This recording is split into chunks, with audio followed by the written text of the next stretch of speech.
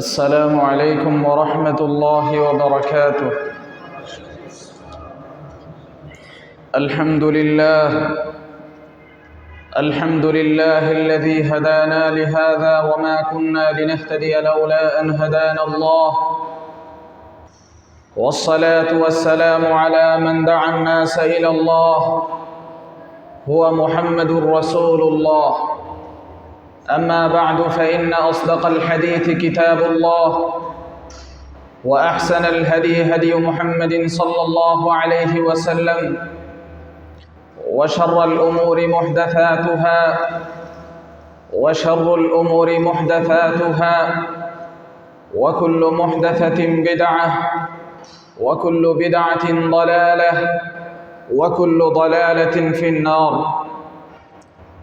সমস্ত প্রশংসা মহান মহিয়ান আল্লাহর জন্য, যিনি আমাদেরকে এই দ্বীনের প্রতি হেদায়েত দান করেছেন।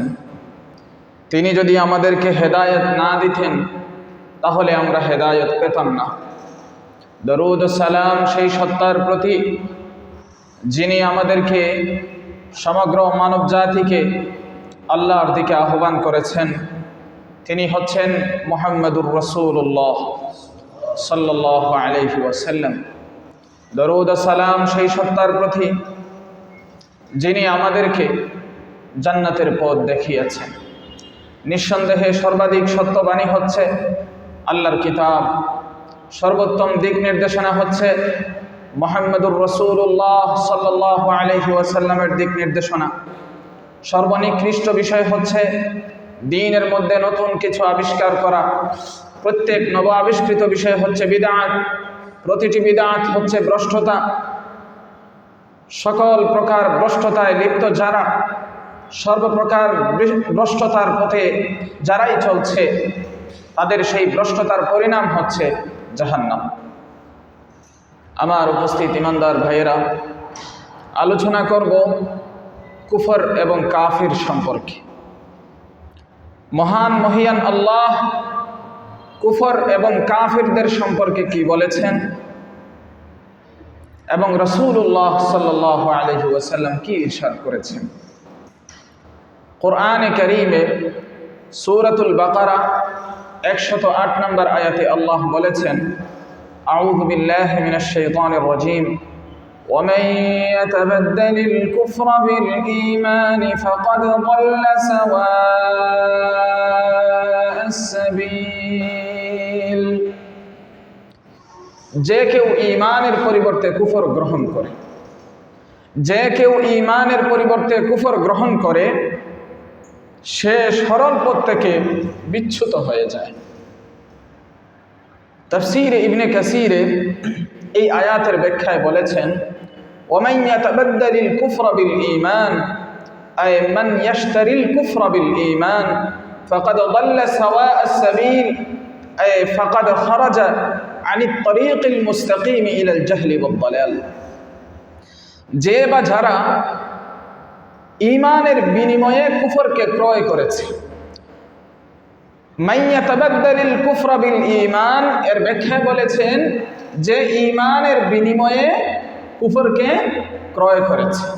এর মানে এখানে একটা ব্যবসা হয়েছে, যে এরকম ব্যবসা করলো যে ঈমানকে বিনিময় বানিয়ে কি করলো, কুফরকে ক্রয় করলো।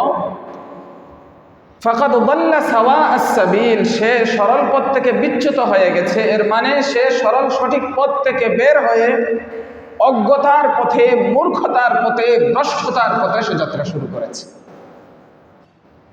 অনুরূপ অবস্থা তাদেরও, অর্থাৎ সরল সঠিক পথ থেকে বের হয়ে অজ্ঞতার পথে, মূর্খতার পথে, ভ্রষ্টতার পথে যাত্রা তাদেরও, যারা নবীদেরকে সত্যায়ন করার পরিবর্তে মিথ্যা প্রতিপন্ন করছে, যারা নবীদের অনুসরণ করার পরিবর্তে তাদের বিরোধিতা করছে, যারা নবীদের সামনে নিজেদেরকে সমর্পণ করার পরিবর্তে নবীদের বিরুদ্ধে পরামর্শের পথ বেছে নিয়েছে। নবীদের বিরুদ্ধে পরামর্শের পথ বেছে নিয়েছে। যারা এই কাজগুলো করে তাদের অবস্থাও এমন, তারা সরল সঠিক পথ থেকে বের হয়ে ভ্রষ্টতার পথে, অজ্ঞতার পথে, মূর্খতার পথে যাত্রা শুরু করেছে। তারা নবীদেরকে সত্যায়ন পরিত্যাগ করেছে, তারা নবীদের অনুসরণ পরিত্যাগ করেছে, তারা নবীদের সামনে আত্মসমর্পণ পরিত্যাগ করেছে, উল্টো নবীদের বিরোধিতা করেছে, নবীদেরকে মিথ্যা প্রতিপন্ন করেছে, বলছে তোমরা মিথ্যা বলছো, নবীদের বিরুদ্ধে পরামর্শ দিয়েছে। এমন সব প্রশ্ন উত্থাপনের মাধ্যমে যেগুলো অনর্থক, অপ্রয়োজনীয়, অনর্থক, অপ্রয়োজনীয় প্রশ্ন উত্থাপনের মাধ্যমে নবীদের বিরোধিতা করেছে শুধুমাত্র একগুঁয়েমি বশত এবং কুফরের ভিত্তিতে। শুধু একগুঁয়েমি এবং কুফরের ভিত্তিতে নবীদের বিরুদ্ধে পরামর্শ দিয়েছে, নবীদেরকে মিথ্যা প্রতিপন্ন করেছে, নবীদেরকে সত্যায়ন করার পরিবর্তে নবীদের বিরোধিতা করেছে।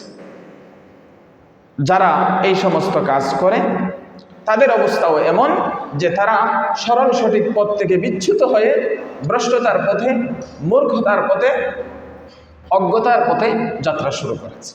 এর মানে কুফরের পথ হচ্ছে অজ্ঞতার পথ, কুফরের পথ হচ্ছে মূর্খতার পথ, কুফরের পথ হচ্ছে ভ্রষ্টতার পথ।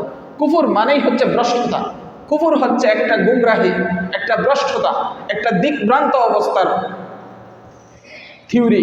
একটা যে কুফর গ্রহণ করেছে সে দিকভ্রান্ত হয়ে যায়, সে ভ্রান্ত পথের যাত্রী, তার মাঝে সরল সঠিকতার কিছুই থাকে না। যেমন আল্লাহ রাব্বুল আলামিন সূরাত ইব্রাহিম 28 নম্বর আয়াতে বলেছেন, আলাম তারা ইলাল্লাযীনা বাদদালু নি'মাতাল্লাহি কুফরান ওয়া আহাল্লু কওমাহুম দারাল বাওয়ার জাহান্নাম ইয়াসলাউনাহা ওয়া বি'সাল করার। আপনি কি দেখেননি ওদেরকে যারা আল্লাহর নিয়ামতকে কুফরিতে পরিণত করেছে, যারা আল্লাহর নিয়ামতকে কুফরিতে পরিণত করেছে, ও আহাল্লু কওমাহুম দারাল বাওয়ার, এবং স্বজাতিকে, নিজের সম্প্রদায়কে, নিজের লোকদেরকে সম্মুখীন করেছে ধ্বংসের আলোয়, ধ্বংসের নিবাসে, অর্থাৎ নিজের জাতিকে জাহান্নামের মুখোমুখি করেছে। আপনি কি তাদেরকে দেখেননি? ইয়াসলাউনাহা ফাবিসাল করার, তারা সেই ধ্বংস নিবাস জাহান্নামে প্রবেশ করবে, তা হচ্ছে মন্দ ঠিকানা, নিকৃষ্ট ঠিকানা। তো আল্লাহর নিয়ামতকে কুফরে যারা পরিণত করে এদের পরিণামটা হলো জাহান্নাম। তো যে চিন্তা, চেতনা, দর্শন, দীক্ষা, শিক্ষা আমাকে জাহান্নামের দিকে নিয়ে গেল, সেটা হচ্ছে মূর্খতার পথ, সেটা হচ্ছে অজ্ঞতার পথ, সেটা হচ্ছে ভ্রষ্টতার পথ। আবুল আলিয়াহ বলেছেন, ইয়াতাবাদদালু শিদ্দাতা বিররাখা, যে কাফিরেরা শান্তির বিনিময়ে শাস্তি গ্রহণ করেছে। মান ইয়াতাবাদদালিল কুফরা বিল ঈমান, যে কেউ ঈমানের পরিবর্তে কুফর গ্রহণ করেছে, মানে যে শান্তির বিপরীতে শাস্তি গ্রহণ করেছে, ফাকাদ দাল্লা সাওয়াআস সাবিল, সে সরল সঠিক পথ থেকে বিচ্যুত হয়ে গেছে। কোরআনে কারীমে সূরাত আলে ইমরান 176, 177, 178 নম্বর আয়াতে আল্লাহ তাআলা বলছেন, ওয়ালা ইয়াহজুনকাল্লাযীনা ইউসারিউনা ফিল কুফর ইন্নাহুম লান ইয়াদুররুল্লাহা শাইআ ইউরিদুল্লাহু আল্লা ইয়াজআলা লাহুম হাযযান ফিল আখিরাহ ওয়ালাহুম আযাবুন আযীম। ইন্নাল্লাযীনা ইশতারাউল কুফরা বিল ঈমানি লান ইয়াদুররুল্লাহা শাইআ ওয়ালাহুম আযাবুন আলীম।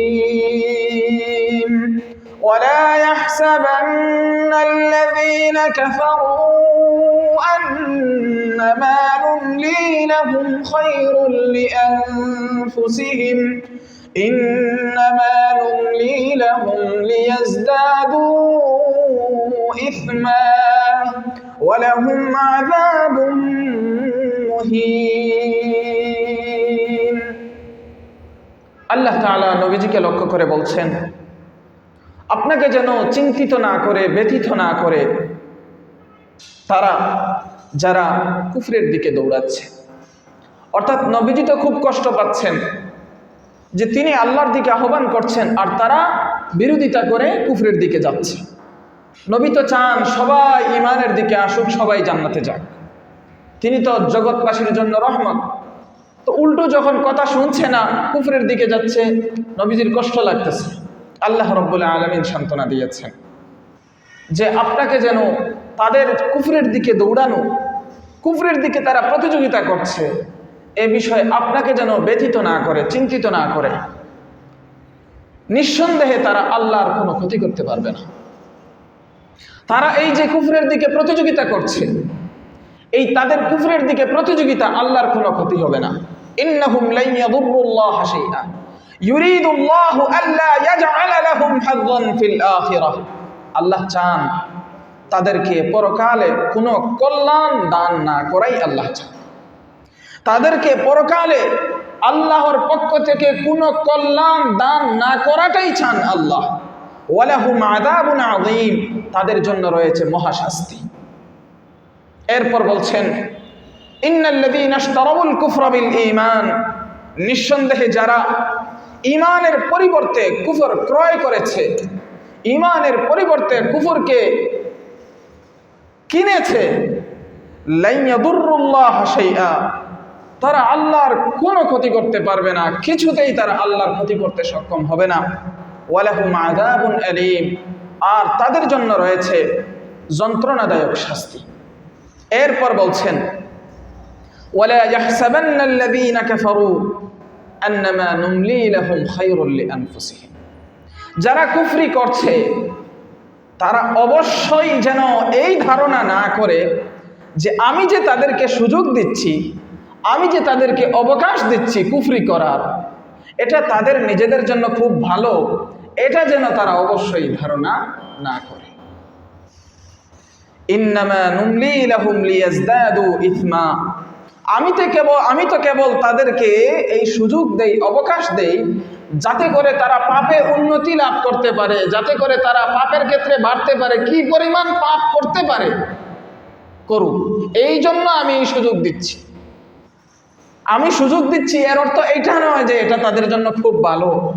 আমি সুযোগ দিচ্ছি যে তারা বাড়ুক, কি পরিমাণ বাড়তে পারে, লিয়াজদাদু ইসমা, পাপে উন্নতি লাভ করার জন্য। বলছিলাম নেকিতে উন্নতি লাভ করার জন্য করছে না, এখন সুযোগ দিচ্ছি পাপে উন্নতি লাভ করার জন্য। ওয়ালাহুম আযাবুম মুহিন, আর তাদের জন্য রয়েছে লাঞ্ছনাজনক শাস্তি। তাফসীরে ইবনে কাসীর এই আয়াতের ব্যাখ্যায় আরো অনেকগুলো আয়াত এনেছেন। অর্থাৎ এই আয়াত যে মর্মের, এর মতো আরো অনেকগুলো আয়াত এনেছেন। যেমন কুরআনে কারীমে সূরাতুল মুমিনুন 55-56 নম্বর আয়াতে আল্লাহ বলেছেন,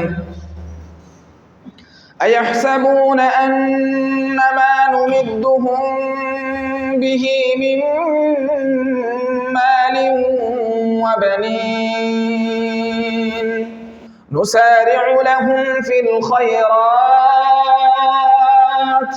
বাল লা ইয়াশউরুন। কাফিররা কি ধারণা করে যে আমি যে তাদেরকে ধন সম্পদ, সন্তান সন্ততি দিয়েছি, আমার এই দেওয়াতে তারা কি এটা ধারণা করে যে আমি তাদেরকে দ্রুত, অতি দ্রুত কল্যাণের দিকে নিয়ে যাচ্ছি, মঙ্গলের দিকে নিয়ে যাচ্ছি, আমি যে তাদেরকে ধন সম্পদ দিচ্ছি। কাফিররা বলতো যে মুহাম্মদ, আমরা যদি ভুল পথে থাকতাম তাহলে কি আল্লাহ আমাদেরকে এত ধন সম্পদ, সন্তান সন্ততি দিত? তোমার যারা অনুসারী এদের তো অধিকাংশই দেখি গরিব, নিম্ন শ্রেণীর, আর দেখো আমরা কত এলিট শ্রেণীর, উচ্চবিত্ত শ্রেণীর। আমরা যদি ভুল পথেই থাকতাম তাহলে আমাদেরকে আল্লাহ এত ধন সম্পদ দিল কেন? অর্থাৎ তারা এই ধন সম্পদ পাওয়াকে মনে করছে কি তারা সঠিক পথে আছে, এবং কল্যাণের পথে আছে। আল্লাহ বললেন আয়াহসাবুন, তারা কি ধারণা করে আন্নামা নুমিদ্দুহুম বিহি মিন মালিন ওয়া বানিন নুসারিউ লাহুম ফিল খায়রাত বাল লা ইয়াশউরুন, তারা কি ধারণা করে যে আমি যে তাদেরকে ধন সম্পদ সন্তান সন্ততি এগুলা দিচ্ছি, দিয়ে যাচ্ছি, এতে করে তাদেরকে দ্রুত মঙ্গলের দিকে নিয়ে যাচ্ছি, এটা কি তারা মনে করে? বাল লা ইয়াশউরুন, আল্লাহ বললেন বরং তারা বুঝেও না, ঠেরও পায় না কি করছি, আমি কি করছি। আল্লাহ তাআলা বলছেন অন্য আয়াতে, ফাযারনি ওয়া মান ইউকাযযিবু বিহাযাল হাদীস সানাস্তাদরিজুহুম মিন হাইথু লা ইয়ালামুন, সূরাতুল কলম 44 নম্বর আয়াত। ফাযারনি, তাদেরকে ছেড়ে দিন আমার হাতে, আমার হাতে তাদেরকে ছেড়ে দিন। ওয়া মান ইউকাযযিবু বিহাযাল হাদীস, যারা এই কোরআনকে, এই কালামকে যারা মিথ্যা প্রতিপন্ন করে, এদেরকে আমার হাতে ছেড়ে দিন, এদেরকে আমার হাতে সুপর্দ করুন। সানাস্তাদরিজুহুম মিন হাইথু লা ইয়ালামুন, আমি তাদেরকে এমন ধীরে ধীরে জাহান্নামের দিকে নিয়ে যাব যে তারা জানতেও পারবে না। বাল লা ইয়ালাম, এইটাই না করি। কোরআনে কারীমে সূরাতুত তাওবা 85 নম্বর আয়াতে এসেছে, ওয়ালা তু'জিবকা আমওয়ালুহুম ওয়া আওলাদুহুম ইন্নামা ইউরিদুল্লাহু আন ইউ'আযযিবাহুম বিহা ফিদ দুনিয়া ওয়া তাযহাকা আনফুসুহুম ওয়া হুম কাফিরুন। নবীজি, তাদের যে ধন সম্পদ, তাদের এই ধন সম্পদ সন্তান সন্ততি আপনাকে যেন আশ্চর্যান্বিত না করে, আপনাকে যেন বিমোহিত না করে, আশ্চর্যান্বিত না করে, না চমকায়। আল্লাহ তো কেবল চান তাদেরকে দুনিয়ার জীবনে এইসবের মাধ্যমে শাস্তি দিবেন। ওয়াতাযহাকা আনফুসুহুম ওয়া হুম কাফিরুন, আর তাদের প্রাণ নির্গত হওয়া পর্যন্ত, বের হওয়া পর্যন্ত তারা কাফিরই থাকবে। আল্লাহ এটাই চান। অতএব এই তাদের ধন সম্পদ, তাদের সন্তান সন্ততি, এটা যেন আপনাকে আশ্চর্যান্বিত না করে যে এরা মানে না আল্লাহরে, আবার এদের এত কিছু, এটাই যেন আপনাকে আশ্চর্যান্বিত না করে। বরং আল্লাহ চান এই সম্পদের মাধ্যমে, এই সন্তানগুলোর মাধ্যমে ওদেরকে দুনিয়াতে শাস্তি দিবেন এবং মৃত্যু হবে এমন অবস্থায় যে তারা কাফির। নাউযুবিল্লাহ। তো আল্লাহ বললেন সূরাত আলে ইমরানের 178 নম্বর আয়াতে, কাফিররা যেন অবশ্যই ধারণা না করে আমি যে তাদেরকে সন্তান সন্ততি ধন সম্পদ দিয়ে থাকি এটা তাদের নিজেদের জন্য খুব ভালো, এটা যেন ধারণা না করে। আমি তো কেবল তাদেরকে সুযোগ দেই লিয়াজদাদু ইসমা, যাতে করে তারা পাপে উন্নতি লাভ করে। ওয়ালাহুম আযাবুম মুহিন, আর তাদের জন্য রয়েছে লাঞ্ছনাজনক শাস্তি। বুঝতে পারছেন? আমার সম্মানিত বন্ধুগণ, আপনাদেরকে আমি আহ্বান করছি আল্লাহর দিকে, উপদেশ দিচ্ছি আল্লাহর কিতাব দ্বারা এবং মুহাম্মদুর রাসূলুল্লাহ সাল্লাল্লাহু আলাইহি ওয়াসাল্লামের বিশুদ্ধ সুন্নাহ দ্বারা আপনাদের কাছে তাই পৌঁছাচ্ছি যা আল্লাহ তার বিশ্বস্ত রাসূলের উপর নাযিল করেছে। দেখেন, এই যাদের আলোচনা করছেন কুফর এবং কাফির সম্পর্কে, আল্লাহ যখন আলোচনা করেন কোনো দয়া মায়া দেখা যায়? আপনারা বলেন, আল্লাহ যখন কাফিরদের ব্যাপারে আলোচনা করেন উনি কি কোনো দয়া দেখিয়ে আলোচনা করছেন? তাহলে আজকালকার পৃথিবীতে যারা কাফিরদের প্রতি নামে মুসলমান আর কাফিরদের প্রতি আচার আচরণে মিনিমিনি করে এবং আমাদেরকে ওয়াজ করে উল্টা সম্প্রীতি বজায় রাখার, এরা কি আসলে সঠিক পথে আছে?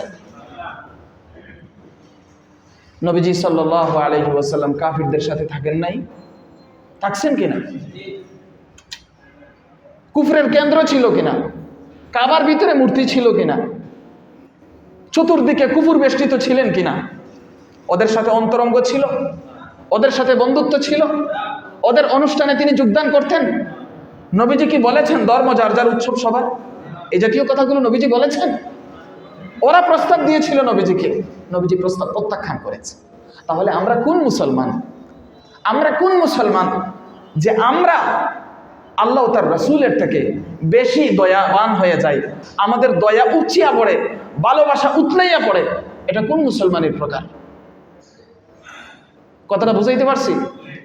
তাহলে কোরআনে আল্লাহ তাআলা কাফির এবং কুফরের ব্যাপারে যে ভাষায় কথা বলবেন, মুসলমানদের দায়িত্ব হলো সেই ভাষায় কথা বলা। আমার আকীদা বিশ্বাস আমার সুস্পষ্ট থাকতে হবে। আমি কি, আমি কে, আমি কোথায় থেকে এসেছি, আমি কোথায় যাব, এখানে কোনো ধরনের ছাড় কম্প্রোমাইজ চলবে না। যিনি এই আকীদা বিশ্বাসের ক্ষেত্রে কম্প্রোমাইজ করেন উনি হচ্ছেন একজন অসাধু লোক, অসৎ লোক।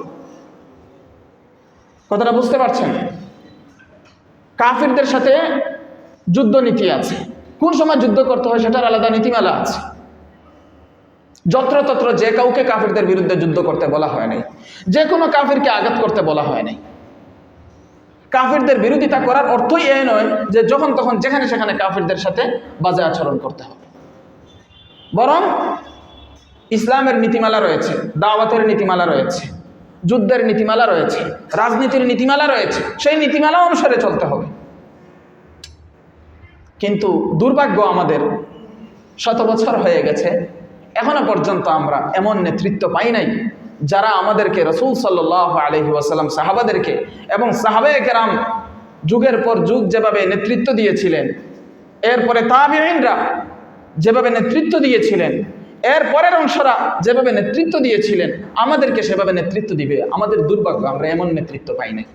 আমরা যত নেতৃত্ব পেয়েছি সবগুলো নেতাদেরকে পাশ্চাত্যের গোলাম পেয়েছি, হিন্দুত্ববাদীদের গোলাম পেয়েছি, বৌদ্ধদের গোলাম পেয়েছি, খ্রিস্টানদের গোলাম পেয়েছি। আমাদের ভাই বেরাদর, আমাদেরই অংশ অন্যের গোলামি করে আমাদের উপর কি করেছে? ছড়ি ঘুরিয়েছে, গোলাম নেতৃত্ব পেয়েছি। এটা আমাদের দুর্ভাগ্য। আর এই গোলাম নেতৃত্ব যখন রাষ্ট্রের কর্ণধার হয় তখন আমাদেরকে সবক দেয়। কিসের সবক? সম্প্রীতির সবক দেয়। আরে বেটা, সম্প্রীতির সবক কি তুমি আমাকে দিতে হবে? আমার রসুল তো দিয়েই গেছেন। আর কাদেরকে সম্প্রীতির সবক দেয়? যারা রাত দিন 24 ঘন্টা কোরআন নিয়ে পড়ে থাকেন, এদেরকে সম্প্রীতির সবক দেয়। অর্থাৎ আমরা বছরের পর বছর কোরআন পড়েও আমরা সম্প্রীতি বুঝি নাই, আর সে কোরআনের দ্বারে কাছে না গিয়েও সে সম্প্রীতি বুঝছে। তার সম্প্রীতি অর্থ কি? তার সম্প্রীতি হইল ঈমান আর কুফর মিশে যাও। তাদের সম্প্রীতি কি? ঈমান আর কুফর মিশে যাও। তারা মনে করে রাজনীতিকে কেন্দ্র করে বিভিন্ন দলে ভাগাভাগি হয়ে যে মারামারি কিলাকিলি, এগুলোতে কোনো সমস্যা নেই। আর তাওহীদের ভিত্তিতে, ঈমানের ভিত্তিতে ভাগাভাগি, এটা সমস্যা। কথাটা বুঝছেন? এরা ধর্মের ভিত্তিতে ভাগাভাগি এটাকে সমস্যা মনে করে। আর একই ধর্মের মানুষ এরা ক্ষমতার রাজনীতিকে কেন্দ্র করে লড়াই করবে, কিলাকিলি করবে, মারামারি করবে, হানাহানি করবে, এটাকে কোনো সমস্যা মনে করে না। আমার কথা কি ভুল না? এটা এগুলোই দেখেন আপনারা। আপনারা যদি ইমানদার হন, আপনাদের আদর্শ পরিষ্কার থাকতে হবে যে আমাদের ভাগ হবে শুধুমাত্র ঈমানের ভিত্তিতে।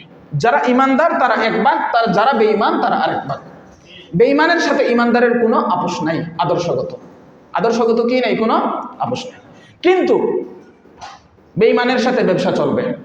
রাসূলুল্লাহ সাল্লাল্লাহু আলাইহি ওয়াসাল্লাম ব্যবসা করেছেন নীতিমালা ঠিক রেখে, নিজেকে বিলিয়ে দিয়ে নয়, নিজেকে নিজের জায়গায় ঠিক রেখে, নিজের আদর্শকে অটুট রেখে ব্যবসা বাণিজ্য চলবে। তো ব্যবসা করতে গেলে কি ওদের দাসত্ব করতে হবে? কিন্তু আমাদের দুর্ভাগ্য যে আমরা দাসত্বই করি। আল্লাহ তাআলা আমাদের হেফাজত করুন। আমি বললাম কি যে কোরআনের ভাষায় যখন আল্লাহ তাআলা কাফিরদের ব্যাপারে আলোচনা করেন, সব আলোচনার শেষে গিয়ে বলেন কি? এদের জন্য রয়েছে লাঞ্ছনাজনক শাস্তি, অপমানজনক শাস্তি, যন্ত্রণাদায়ক শাস্তি। যেই আল্লাহ বানাইলেন, যেই আল্লাহ সৃষ্টি করলেন, উনি কথায় কথায় বলছেন এদেরকে দিবেন অপমানজনক শাস্তি, লাঞ্ছনাজনক শাস্তি। তুমি কে আর আমি কে এখানে এত আন্তরিকতা দেখান? আমরা আন্তরিকতা ততটুকুই দেখাবো যতটুকু আল্লাহ বলেছে। কথা বুঝতে পারছেন? আল্লাহ যতটুকু আন্তরিকতা দেখাতে বলেছেন ততটুকু দেখাবো। কিন্তু আন্তরিকতার অর্থ এটা নয় নিজের আদর্শ বিলিয়ে দিয়ে তার সাথে মিশে যান। কোনো মুসলমান কোনো মুশরিককে বিবাহ করতে পারে না, কিন্তু আজকাল হচ্ছে কিনা? এগুলো কি? কোরআনে সুস্পষ্টভাবে নিষেধ আসছে।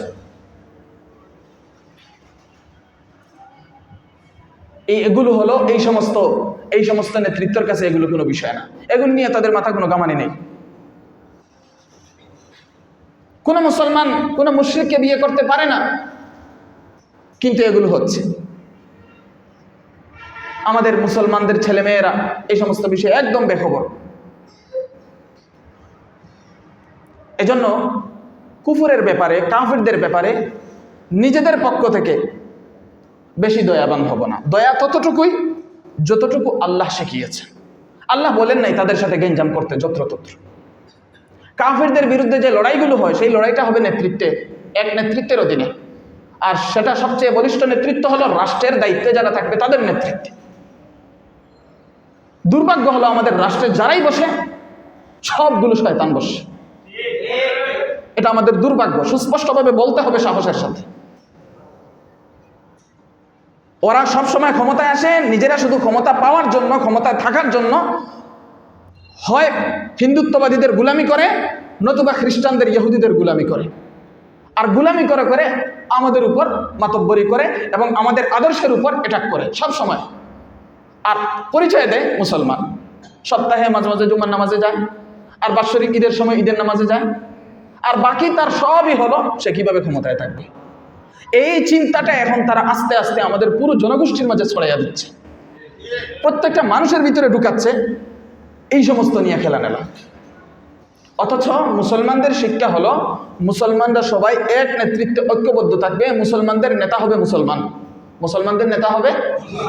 আর মুসলমানদের যিনি নেতা হবে উনি দাসত্ব করবেন না, উনি অন্যের গুলামি করবেন না, উনি স্বাধীন থাকবেন। উনি উনার জনগণকে নিয়ে, যদি কাফিররা মনে করেন, মুসলমান নেতা মনে করেন যে কাফিররা আমাদেরকে ক্ষতি করবে, তাহলে আগ বেড়ে উনি লড়াই করবেন নিজের জনগণকে, নিজের জাতিকে রক্ষা করার জন্য। কিন্তু আমাদের এটা না, আমাদের হইল উল্টাটা। আরেক বিষয় হইল, অনেকে মনে করে যে রাষ্ট্র ইসলামী হলে, ইসলামী ভাবধারায় চললে মনে হয় কাফিররা ক্ষতিগ্রস্ত হবে। বিষয়টা কিন্তু তা না। নবীজি সাল্লাল্লাহু আলাইহি ওয়াসাল্লাম রাষ্ট্র ক্ষমতায় ছিলেন না, কাফিরদের সাথে চুক্তি ছিল না। সাহাবায়ে কেরাম রাষ্ট্র ক্ষমতায় ছিলেন না, কাফিরদের সাথে চুক্তি ছিল না যে তোমরা যদি চুক্তি লঙ্ঘন না করো তোমাদের সাথে, তোমরা তোমাদের থাকো, তোমরা তোমাদের ধর্ম পালন করো, আমরা আমাদের চলো। ওরা যখন বিশ্বাসঘাতকতা করেছে তখনই নবী সাল্লাল্লাহু আলাইহি ওয়াসাল্লাম সেনাবাহিনী পাঠিয়েছেন এবং এদেরকে শায়েস্তা করেছে। তো বিশ্বাসঘাতকের সাথে তো রাষ্ট্র তার ব্যবস্থা নিবেই। আমার কথা কি আপনারা বুঝেন? বিশ্বাসঘাতকের বিরুদ্ধে তো রাষ্ট্র ব্যবস্থা নিবে। এমনকি মুসলমান হয়ে যদি রাষ্ট্রপ্রধানের বিরুদ্ধে বিদ্রোহ করে তার বিরুদ্ধে ব্যবস্থা নিবে না? তো সমস্যা কি? কিন্তু আমাদের সম্প্রীতির অর্থ হয়েছে এমন এমন অবস্থায় দাঁড়িয়েছি যে কাফির হয়ে যা মন চায় তা করুক, কোনো সমস্যা নেই, এমনটাই চলে। আর মুসলমানদের আদর্শ কোন দিকে যাক না যাক এটা নিয়ে তাদের কোনো মাথা ঘামানো নেই। সত্য করে কেউ কথা বললেই বলে এ জঙ্গি, এ সাম্প্রদায়িক, সাম্প্রদায়িক দাঙ্গা সৃষ্টি করে। আরে সাম্প্রদায়িক দাঙ্গা কে সৃষ্টি করছে? সম্প্রদায় বলতে তুই কি বুঝাস? সম্প্রদায় বলতে তুমি কি বুঝাও? অসাম্প্রদায়িকতা কোথায় চলে? জাহান্নামে। জাহান্নামের মাঝে কাফিররাও থাকবে, আবার পাপিষ্ঠ মুসলমানরাও জাহান্নামে নিক্ষিপ্ত হবে। ওখানে না অসাম্প্রদায়িকতা। কথাটা বুঝছেন? আমরা যদি জান্নাতে যেতে চাই তাহলে তো আমাদেরকে কুফর থেকে, কাফিরদের থেকে আমাদেরকে নিরাপদ রাখতে হবে। সেটাই তো আমাদের কাজ, নাকি অন্য কোনো কাজ আছে? লা ইলাহা ইল্লাল্লাহর শিক্ষা কি? লা ইলাহা ইল্লাল্লাহর শিক্ষা কি? লা ইলাহা ইল্লাল্লাহর শিক্ষা কি এটা যে কুফরের সাথে ঈমানকে মিশিয়ে ফেলতে হবে? কথা বলেন, এটা আমরা তো সেই শিক্ষাই আছি। লা ইলাহা ইল্লাল্লাহর শিক্ষাই হলো কুফর থেকে, কাফিরদের থেকে সম্পর্ক ছেদ করো, এমনকি তারা যদি তোমার বাপদাদাও হয়। নবী সাল্লাল্লাহু আলাইহি ওয়াসাল্লামের সর্বপ্রথম লড়াই কাদের বিরুদ্ধে? নিজের আত্মীয় স্বজনের বিরুদ্ধে না? তো নিজের আত্মীয়ের বিরুদ্ধে লড়াই করলেন কিসের জন্য? এই কুফরের কারণেই তো।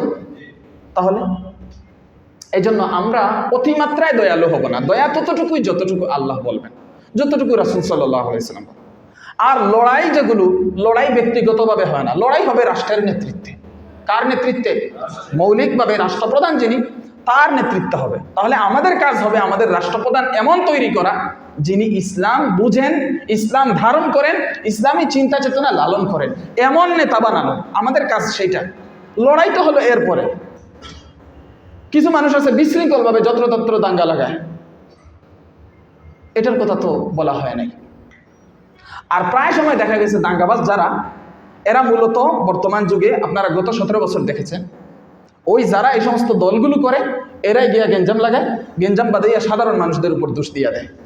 এটা হয়েছে কিনা জায়গায় জায়গায় দেখছেন তো আপনারা, মানে তারাই লাগায়। কোনো কোনো জায়গায় দেখছেন যে সিসি ক্যামেরার ভিডিও ফুটেজ পরে ফাঁস হয়েছে যে আসলে তো ওরাই করছে।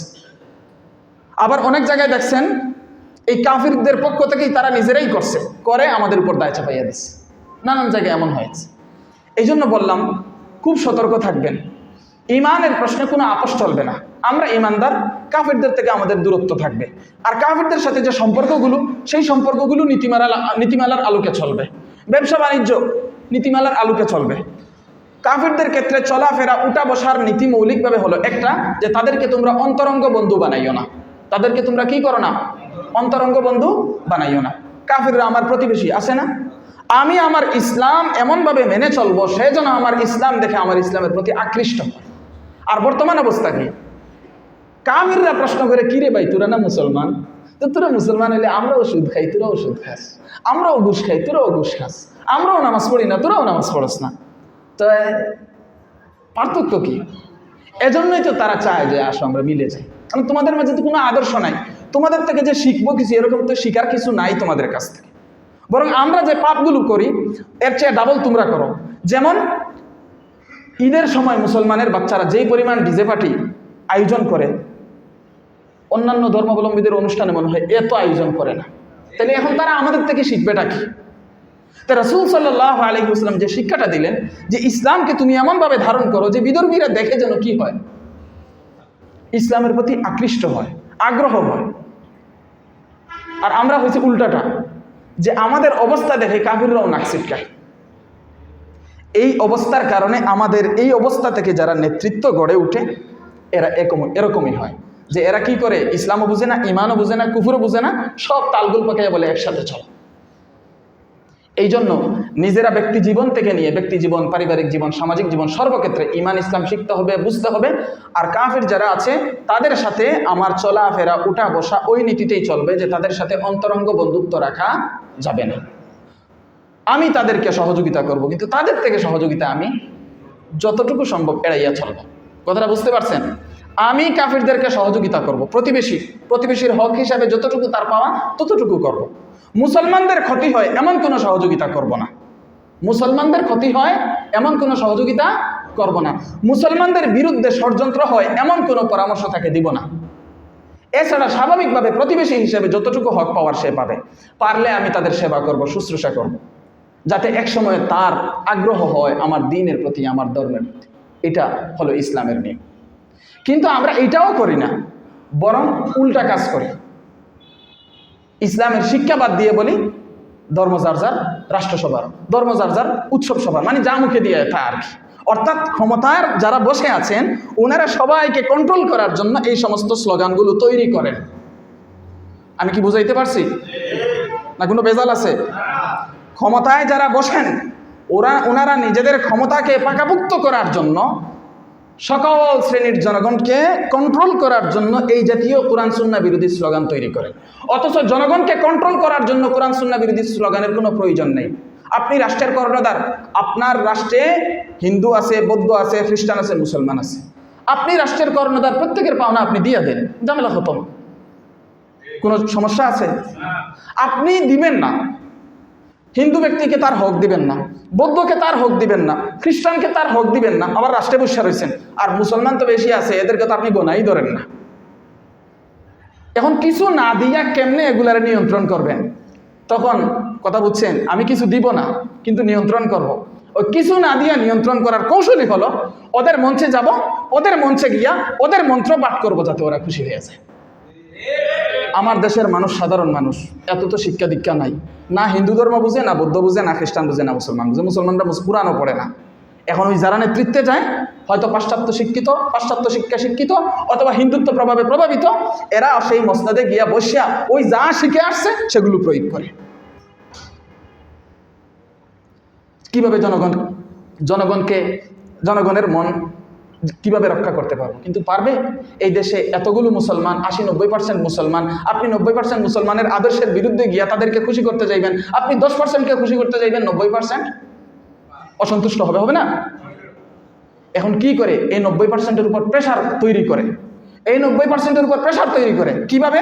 এই 90%-এর মূল নেতৃত্বে যারা থাকে, যারা ধর্মীয় ব্যক্তিত্ব, মসজিদের ইমাম, মাদ্রাসার শিক্ষক, আলিম শ্রেণী যারা ওনাদের ধর্মীয় নেতৃত্ব দেন, ওদের উপর প্রেশার তৈরি করে, যেটা আপনারা গত 17 বছর দেখেছেন এবং এর আগেও দেখেছেন। সোজা কথা, আপনারা যদি ইতিহাস পড়েন গত 100 বছর এটাই দেখবেন।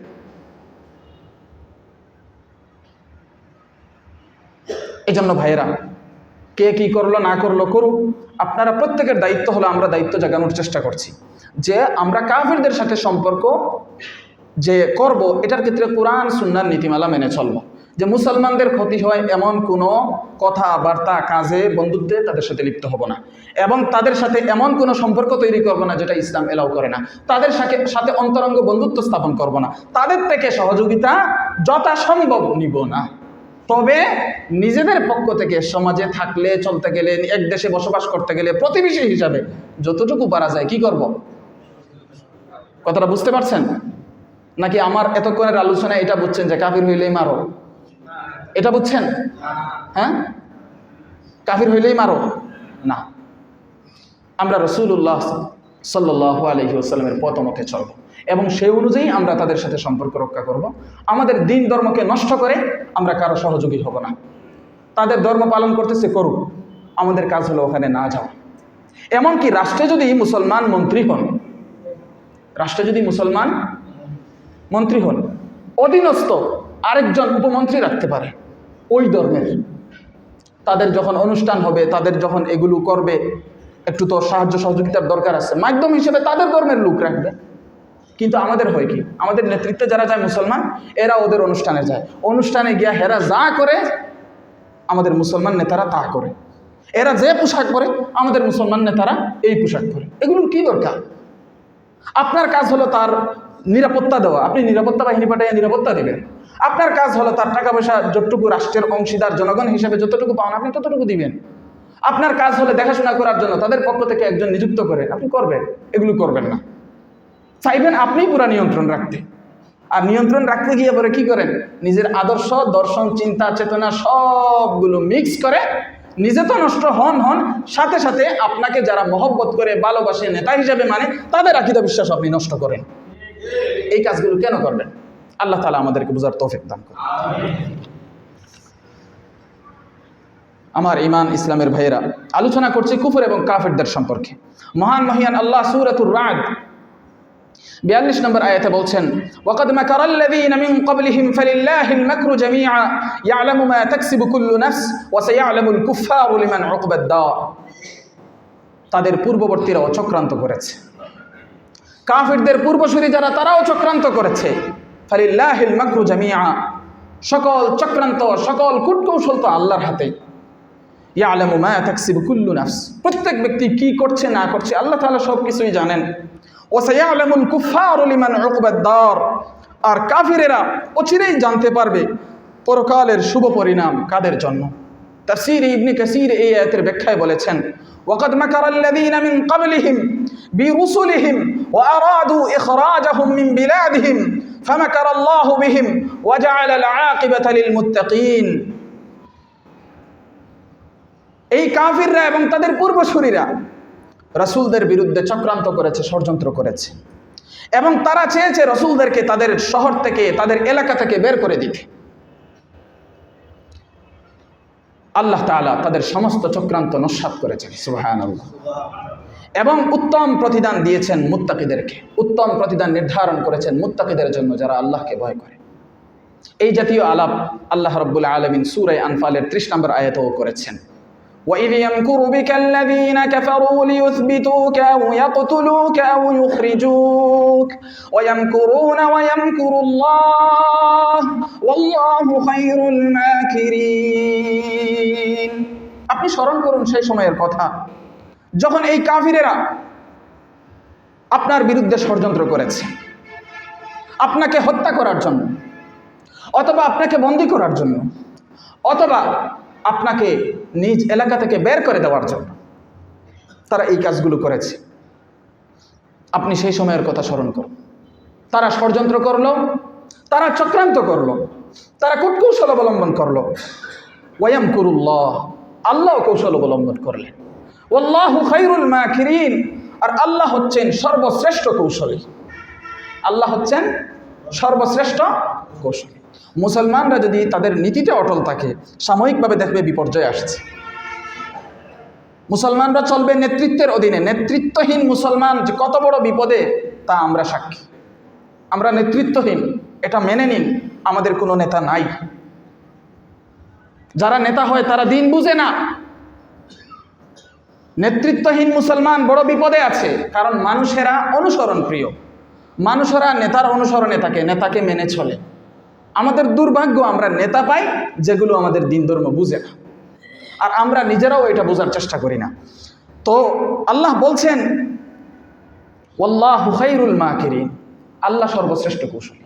আমাদের নেতারা যদি কোরআন সুন্নাহ মেনে চলতেন, কাফিরেরা ষড়যন্ত্র করবে, এটা তাদের কাজ। তারা কোনো নবীকে ছাড় দেয় নাই। আপনি কে? অতএব আপনার বিরুদ্ধেও ষড়যন্ত্র হবে। আপনি আল্লাহর পথে থাকেন, আল্লাহ আপনার সহযোগী হবেন। ওয়াল্লাহু খায়রুল মাকিরিন, আল্লাহ সর্বশ্রেষ্ঠ কৌশলী। তারা কুটচাল খেলবে, কিন্তু দিন শেষে দেখা যাবে সব শেষ। সব চতুর্দিক থেকে বেষ্টন করে নিয়ে আসবে, যেভাবে জাদুঘররা জাদু করে। তো জাদু করলে কি হয়? জাদু করতে করতে একটা মানুষকে শেষ করে ফেলবে, কিন্তু এই মানুষটা যদি সূরাতুল ইখলাস, সূরাতুল ফালাক, সূরাতুন নাসের আমল যেভাবে হাদিসে আসছে এইভাবে করতে থাকে নিয়মিত বিশুদ্ধভাবে, তাহলে সমস্ত ষড়যন্ত্র চক্রান্ত করে যখন একটা মানুষকে জাদুবিদ্যার মাধ্যমে ধ্বংস করতে চাইবে, শেষ মুহূর্তে আল্লাহ রাব্বুল আলামিন সমস্ত জাদুবিদ্যাকে ধ্বংস করে দেবে। ঠিক তেমনিভাবে কাফিররা মুসলমানদের বিরুদ্ধে ষড়যন্ত্র করতে থাকবে, করতে থাকবে, করতে থাকবে। মুসলমানরা যদি ঐক্যবদ্ধ থাকে এক নেতার নেতৃত্বে, তাহলে আল্লাহ রাব্বুল আলামিন তাদের সব সাজুগুজু যখন শেষ, তখন আল্লাহ তাআলা এদের সমস্ত কৌশল শেষ করে দিবেন। যেমন আপনারা দেখেছেন, রাশিয়া খেলেছে আফগানিস্তানে, আমেরিকা খেলেছে আফগানিস্তানে, বিশ্বের সমস্ত পাওয়ারগুলো এখানে শেষ করেছে, কিন্তু শেষমেশ ফলাফলটা কার হাতে? আল্লাহর হাতে। আল্লাহ লাঞ্ছিত অপদস্থ করে একটার পর একটা পরাশক্তিকে এখান থেকে বিতাড়িত করেছে। তো শেষটা পেতে হলে তো একটু সময় লাগবে। আমাদেরকে তো নীতির উপর থাকতে হবে, আমাদের ধৈর্যশীল হতে হবে। আল্লাহ তাআলা আমাদের তৌফিক দান করুন। কোরআনে কারীমে সূরা আলে ইমরান 54 নম্বর আয়াতে বলেছেন, ওয়া মাকারু ওয়া মাকারাল্লাহ ওয়াল্লাহু খায়রুল মাকিরিন। কাফিররা চক্রান্ত করেছে, ষড়যন্ত্র করেছে, আল্লাহ কৌশল অবলম্বন করেছেন। ওয়াল্লাহু খায়রুল মাকিরিন, আল্লাহ সর্বশ্রেষ্ঠ কৌশলী। কোরআনে কারীমে সূরা নূহ 22 নম্বর আয়াতে, নূহ নবীকে চিনেন? নূহ নবীকে চিনেন? নাম শুনেছেন? কত বছর দাওয়াতের কাজ করেছেন? 950 বছর। আপনি চিন্তা করছেন আমাদের হায়াত কত বছর? 60-70। আমাদের নবী সাল্লাল্লাহু আলাইহি ওয়াসাল্লাম কত বছর ছিলেন? 63 বছর। ওই সময় তো মানুষের হায়াত বেশি ছিল। নূহ আলাইহিস সালাম 950 বছর দাওয়াত দিয়েছে, কিন্তু তারা কি ষড়যন্ত্র বন্ধ করছে? শেষ পর্যন্ত কি করলেন? আল্লাহ রাব্বুল আলামিনের কাছে বদদুয়া করলেন। আল্লাহ রাব্বুল আলামিন প্লাবন বন্যা পাঠিয়ে সবগুলোকে ধ্বংস করলেন। পুরা পৃথিবীটাকেই ধ্বংস করেছেন। শুধুমাত্র এই ঈমানদার কয়েকজন নবী নূহ এবং বিভিন্ন ধরনের প্রাণী একটা নৌকার উপরে যতটুকু আল্লাহ তাআলা চেয়েছেন ততটুকু রেখে বাকি সবগুলো কি করেছেন? বন্যা দিয়ে ধ্বংস করেছেন। সেই আল্লাহই তো। ও সেই নূহ আলাইহিস সালামের ব্যাপারে অনেক আলোচনা সূরা নূহে আছে। এক পর্যায়ে এসে বলছেন, ওয়া মাকারু মাকরান কুব্বারা, কাফিররা ভয়ঙ্কর চক্রান্ত করেছিল, ভয়ঙ্কর চক্রান্ত করেছিল। তাইলে চক্রান্ত করা, ষড়যন্ত্র করা, এটা কার কাজ? কাফিরদের কাজ। এটা আল্লাহ বলেছেন, আপনি কি বলবেন আর কি না বলবেন? এটা তাদের অভ্যাস, এটা তাদের সত্তাগত অভ্যাস। তাদের মনে মগজে এটা আছে যে মুসলমানদের বিরুদ্ধে ষড়যন্ত্র করতে হবে। আপনি এটা ছাড়াইবেন কিভাবে? কোরআনে কারীমে সূরা নামল 50 থেকে 52 নম্বর আয়াতে আল্লাহ বলছেন, ওয়ামাকারু মাকরান ওয়া মাকারনা মাকরান ওয়া হুম লা ইয়াশউরুন ফানজুর কাইফা কানা আকিবাতু মাকরিহিম আন্না দাম্মারনাহুম ওয়া কওমাহুম আজমাইন فتلك بيوتهم خاوية بما ظلموا إن في ذلك لآية لقوم يعقلون। আল্লাহ তাআলা বলছেন তারা এক চক্রান্ত করেছিল, কাফিরেরা এক চক্রান্ত করেছিল। ওয়া মাকারনা মাকরা, আমিও কৌশল করেছিলাম। আল্লাহ তাআলার কথাগুলো দেখেন, এতে কি বোঝা যায় খুব মায়া করতেছেন। অর্থাৎ কাফিররা হচ্ছে একটা পক্ষ, তারা শয়তানের অনুসারী, আল্লাহর দুশমন। আল্লাহ এভাবেই কথা বলছেন, তারা একটা চক্রান্ত করেছিল, আমিও কৌশল করেছিলাম। ওয়াহুম লা ইয়াশউরুন, অথচ তারা টেরই পায়নি। আল্লাহ কাদেরকে এই কথাগুলো বলছেন? আমাদেরকে বলছেন, আমাদেরকে শোনাচ্ছেন, মানব জাতিকে শোনাচ্ছেন কাফিরদের ব্যাপারটা। অর্থাৎ তিনি আমাদেরকে বন্ধু মনে করছেন, তিনি আমাদেরকে তার নৈকট্যশীল বান্দা মনে করছেন, আমাদেরকে শিক্ষা দিচ্ছেন, আমাদেরকে ওদের সম্পর্কে জানাচ্ছেন এরা কি করতে পারে। আল্লাহ বললেন এরা একটা চক্রান্ত করেছিল, আমিও কৌশল অবলম্বন করেছি। কিভাবে? ওয়াহুম লা ইয়াশউরুন, তারা টেরই পায় নাই। ফানজুর কাইফা কানা আকিবাতু মাকরিহিম, নবী আপনি দেখুন কেমন হয়েছিল তাদের ষড়যন্ত্রের পরিণতি, তাদের কুটচালের পরিণতি। আন্না দাম্মারনাহুম ওয়া কওমাহুম আজমাইন, যে তাদের সবাইকে আমি নাস্তানাবুদ করেছি, তাদের সমস্ত জনগোষ্ঠীকে আমি ধ্বংস করে দিয়েছি। নাউযুবিল্লাহ। নূহ আলাইহিস সালামের জাতিকে ধ্বংস করেছেন, লূত আলাইহিস সালামের জাতিকে ধ্বংস করেছেন, আদ জাতিকে ধ্বংস করেছেন, সামুদ জাতিকে ধ্বংস করেছেন। আদ সামুদ জাতি যারা বলতো মান আশাদ্দু মিন্না কুওয়া, আমাদের চেয়ে শক্তিশালী কে, বিশাল দেহ বিশিষ্ট মানুষ, এরা অনায়াসে পাহাড়গুলো কেটে এদিক থেকে সেদিক নিয়ে যেতে পারত, এত শক্তিশালী এরা। আল্লাহ তাআলা তাদেরকে এমনভাবে শেষ করেছেন, কোরআনে আছে এক জায়গায় যে তাদেরকে আমি এমনভাবে ধ্বংস করেছি যে আপনি যদি থাকতেন ফাতারাল কওমা ফিহা সারআ, আপনি যদি ওই সময় থাকতেন তাহলে দেখতেন তাদেরকে ভূপাতিত, উপর হয়ে আছে, যেমন মনে হচ্ছে তাদেরকে আছাড় দিয়ে ফেলে দিয়েছে কে জানি। ফাতারাল কওমা ফিহা সারআ কাআন্নাহুম আ'জাযু নাখলিন খাওয়িয়া, যেন ওরা হচ্ছে এই সার মুক্ত, মানে যে খেজুর গাছের ভিতরে কিছুই নাই, এমন খেজুর গাছের পিছনের অংশ বা এমন খেজুর গাছের কাণ্ড, যে খেজুর গাছ সার গর্ভশূন্য খেজুর গাছের কাণ্ডের মতো এরা পড়েছিল। কতদিন? আল্লাহ তাআলা বলছেন যে লাগাতার 7 লায়ালিন ওয়া 8 আইয়ামিন হুসুমা, লাগাতার 7 দিন, 7 লায়াল 7 রাত্র, ওয়া 8 আইয়াম 8 দিন লাগাতার এদের উপর আমি শাস্তি প্রয়োগ করেছি এদেরকে নির্মূল করার জন্য। আদ জাতিকে, সামুদ জাতিকে, মিনি কিয়ামত তাদের উপর কায়েম হয়েছিল। তো সেই আল্লাহ আমাদেরকে বলছেন যে আপনি কি দেখছেন, আপনি দেখেন কিভাবে আমি এদেরকে ধ্বংস করেছি। ফাতিলকা বুয়ুতুহুম খাওয়িয়াতুন বিমা যালামু, তাদের অবিশ্বাসের কারণে, কুফরির কারণে আজ তাদের ঘরবাড়িগুলো জনশূন্য অবস্থায়। এমনকি এখন মানুষ চিনেও না এদের বাড়ি কোথায় ছিল, কোন সম্প্রদায়ের বাড়ি কোথায় ছিল, এটাও মানুষ অনেকটা চিনে না। শুধুমাত্র ডেড সি, মৃত সাগর যেটা, ওইটা সম্পর্কে ইতিহাসে পাওয়া যায় বা আমরা পেয়েছি, বা শেখুল ইসলাম তাকি উসমানী উনি ওনার সফরনামায় লিখেছেন ডেড সি, মৃত সাগর, যেখানে কালো পানি, মানে যে জায়গাটায় লূত সম্প্রদায়কে ধ্বংস করেছেন, অর্থাৎ পুরো জনবসতিকে আসমানে নিয়ে উল্টাইয়া ফেলাইয়া দিচ্ছেন, এটা সাগর হয়ে গেছে, ডেড সি, মৃত সাগর। মানুষ কত নাফরমান, এই মৃত সাগরে এখন পার্ক তৈরি করেছে। কিয়ামত তো নিকটবর্তী। তো আল্লাহ তাআলা এদের ব্যাপারে বলছেন যে এদের জুলুমের কারণে, মানে অবিশ্বাসের কারণে, কুফরির কারণে এদের ঘর বাড়ি শূন্য করে দিয়েছি। সেই আল্লাহ এখনো আছেন। তো আল্লাহ তাআলা বললেন ইয়ালামু মা তাকসিবু কুল্লু নাফস, প্রত্যেকে কে কি করছে আল্লাহ জানেন। অর্থাৎ আল্লাহ তাআলা সমস্ত রহস্য, সর্বধরনের গোপন রহস্যাবলী সবগুলো আল্লাহ তাআলা জানেন। ওয়া সায়াজজি কুল্লা আমিলিন বিআমালিহি, প্রত্যেক আমলকারীকে তার আমল অনুসারে প্রতিদান দিবেন। ওয়া সায়ালামুল কুফফারু লিমান উকবাদ দার, এবং অচিরেই কাফিররা জানতে পারবে যে পরকালের শুভ পরিণতি কাদের জন্য। লিমান তাকুনু দায়িরা ওয়াল আকিবাতু লাহুম আও লিআতবাইর রাসূল, যে চূড়ান্ত ফলাফল, শেষ বিজয়, শুভ পরিণাম এটা রাসূলদের অনুসারীদের জন্য নাকি কাফিরদের জন্য। বাল হিয়া লিআতবাইর রাসূলি ফিদ দুনিয়া ওয়াল আখিরা, বরং রাসূলদের অনুসারী যারা তাদের জন্য হচ্ছে চূড়ান্ত বিজয়, শেষ ফলাফল এবং উত্তম পরিণতি। সমস্ত প্রশংসা আল্লাহর, এবং তার পক্ষ থেকেই সমস্ত অনুগ্রহ আমরা পাই। কুরআনে কারীমে সূরা মায়েদা 57 নম্বর আয়াতে আল্লাহ বলেছেন ইয়া আইয়ুহাল্লাযীনা আমানু, হে ঈমানদারেরা, আমরা ইমানদার তো?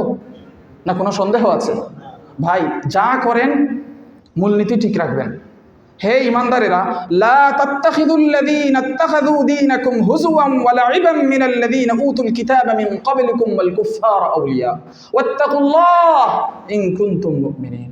আল্লাহ সুস্পষ্টভাবে বলছেন, হে ইমানদারেরা, তোমাদের দ্বীন ধর্মকে যারা উপহাস করে, তোমাদের দ্বীন ধর্মকে যারা খেলা মনে করে, খেলতামাশা মনে করে, কারা আমাদের দ্বীন ধর্মকে খেলতামাশা মনে করে? আল্লাহ বলছেন, মিনাল্লাযীনা উতুল কিতাবা মিন ক্বাবলিকুম, তোমাদের পূর্ববর্তী যারা কিতাবদারী, আসমানি কিতাব প্রাপ্ত, যেমন ইহুদিদেরকে আল্লাহ কিতাব দিয়েছিলেন কিনা, খ্রিস্টানদেরকে আল্লাহ কিতাব দিয়েছিলেন কিনা, এদের মধ্য থেকে যারা তোমাদের দ্বীন ধর্মকে উপহাস মনে করে,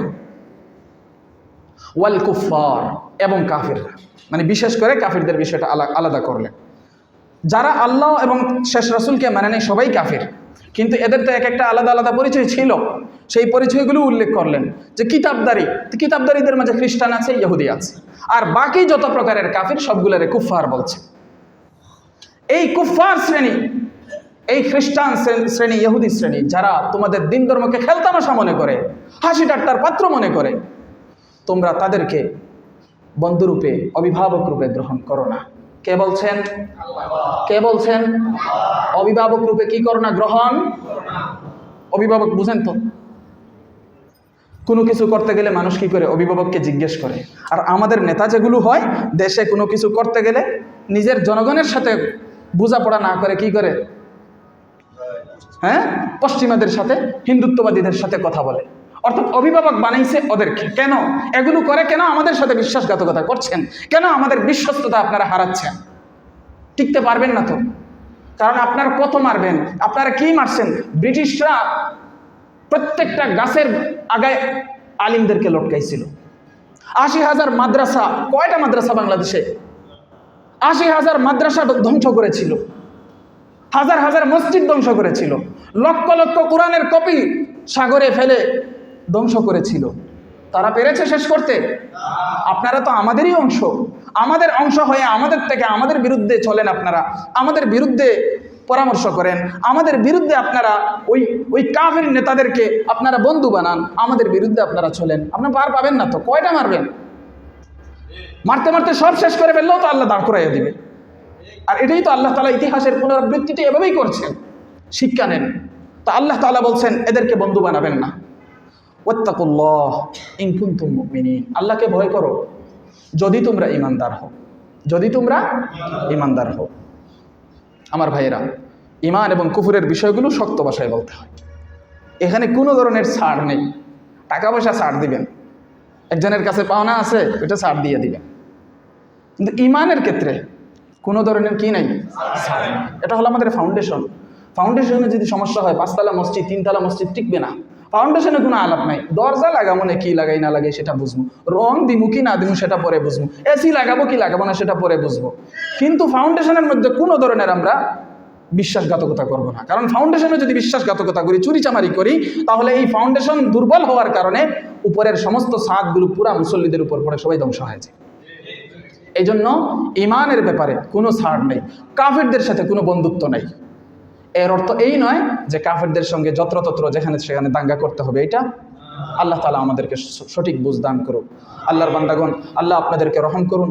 আল্লাহ আপনাদেরকে, আমাদেরকে কুফর এবং কাফেরদের ষড়যন্ত্র থেকে হেফাজত করুন। হে আমাদের আল্লাহ, আপনি আমাদের ঈমান ও ইসলামকে হেফাজত করুন। হে আমাদের আল্লাহ, আপনি আমাদের অন্তঃস্থলকে আপনার প্রতিষ্ঠিত দ্বীনের উপর অটল অবিচল রাখুন। হে আমাদের আল্লাহ, আপনি আমাদের মালিক, আপনি আমাদের মাওলা, আপনি আমাদের সাহায্যকারী, আপনি আমাদের অভিভাবক।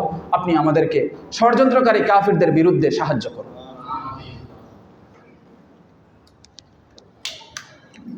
আমার ভাইয়েরা,